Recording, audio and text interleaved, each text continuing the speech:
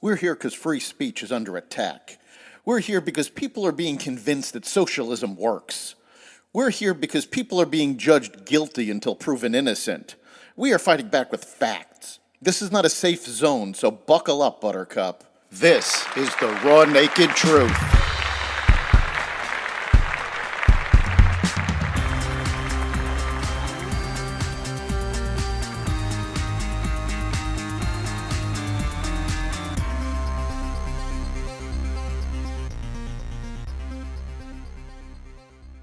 Biden makes excuses about the southern border. Israel works towards a hostage deal, and more. Welcome to the Raw Naked Truth. I'm your host, Eric Lopkin, and here's the news you need to know. President Joe Biden claimed he needed new laws contained in a Senate immigration deal, saying, "If it were the law today, I'd shut down the border right now." In fact, no new laws are necessary, and the Biden administration has refused to enforce existing laws, including restricting immigrants from coming in anywhere but an official checkpoint. House Speaker Mike Johnson stated Biden already has that authority and said the unreleased Senate bill is dead on arrival in the House. Biden said the Senate bill would give me, as president, the emergency authority to shut down the border until it could get back under control.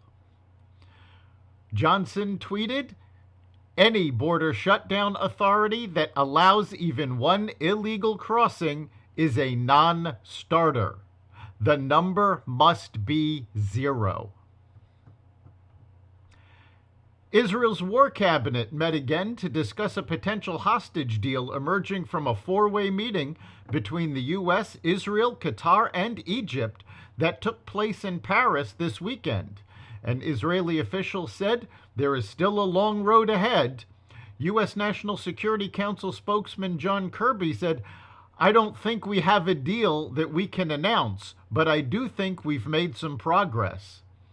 Meanwhile, the International Court of Justice on Friday declined to order Israel to cease its defensive military operation against the Hamas terror group. This decision dealt a major blow to South Africa's outrageous and meritless case against Israel. Instead, the court ruled that Israel should continue taking actions it's already taking and to continue to increase the humanitarian aid reaching civilians in Gaza. Although Hamas is not a party to the case, the court nevertheless also called for the immediate and unconditional release of all hostages abducted by Hamas and other armed groups during the October 7th massacre. The U.S. failed to stop the deadly attack on an American military outpost in Jordan when the enemy drone approached its target at the same time a U.S. drone was also returning to base, U.S. officials said on Monday. The return of the U.S. drone led to some confusion over whether the incoming drone was friend or foe, officials have concluded so far, though they cautioned the inquiry into the attack was in an early stage.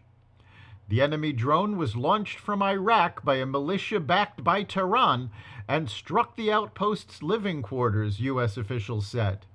The outpost, Tower 22, sits in Jordan near the borders of Iraq and Syria. Major roads leading to the French capital were barricaded with tractors and hay bales yesterday as the nation's farmers air their grievances. The so-called Siege of Paris comes after agriculturists nationwide erupted in protest over the government's plan to cut subsidies for tractor fuel. Even though the government axed the plan, the farmers aren't turning their tractors around. Meanwhile, over the weekend, food security activists threw soup at the Mona Lisa, which only dirtied the glass protecting the painting. The goals on their website included a better income for farmers. French farmers recently sprayed manure on a government building.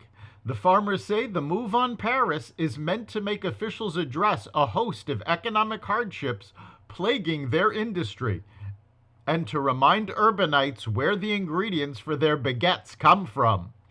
France is the EU's largest agricultural economy, but for years its food growers have struggled with an aging workforce, lower profit margins, and volatile food prices. That's the Raw Naked Truth. You can catch every episode of The Raw Naked Truth at xvadio.com, the Apple Podcasts app, Google Podcasts, Spotify, iHeartRadio, Audible, Amazon Music, and other platforms that respect freedom of speech. We'll see you next time.